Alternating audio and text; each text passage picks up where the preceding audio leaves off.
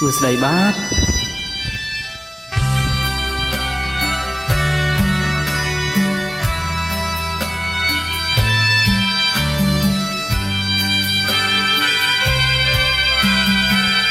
បានជួបបុប្ផាកញ្ញាដងមៃសុបិនមួយថ្ងៃស្រមៃមួយជាតិមិនយល់សងឬមួយក៏ស្រីមានស្នៀតចិត្តចង់ជួបទៀតដើម្បីឲ្យអងចិនដា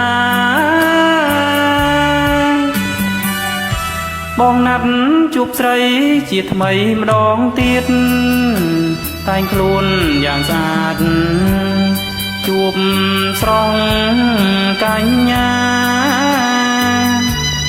ក្រោមដើមស្វាយលាខ្មែរមកទុនលេសងខំម្លេះទេនឹកថាបានយល់ជាថ្មីលប់ស្វាយមាត់បឹងត្រឆឹងត្រឆៃព្រឹកម៉ោង8ស្រីអើយចាំអូនអង្គុយតែឯងសែនស្រណងខ្លួនទើបដឹងថាអូននាងប្រែចិនដាខ្លាចណាំងខ្លាចប៉ាំងចិត្តស្រីចង់ស្រល់ឲ្យបងអំពុលជាច្រើនមកហើយខំរកដែរតែរកនៅមិនបានឡើយអោវិចិត្រតកអើយដាច់ឡើយអ្នកកំណាញ់ម្លេះ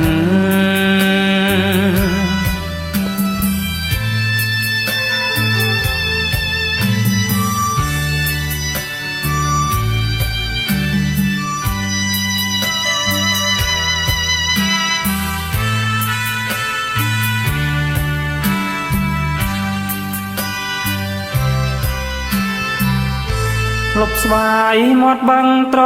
ឆឹងត្រឆៃព្រឹកម៉ោង8ស្រីអើយចាំ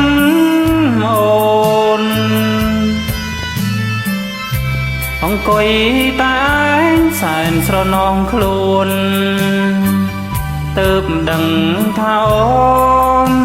នាងប្រែចិនដាខ្លាចណាំងខ្លាចប៉ាំងចិត្តស្រីចង់ស្រល់ឲ្យបងអំពុលជាច្រើនមកហើយខំរកដែរតែរកនៅមិនបានឡើយអោវិចិត្រតកអើយដាច់ឡើយអ្នកសំណាងម្លេះ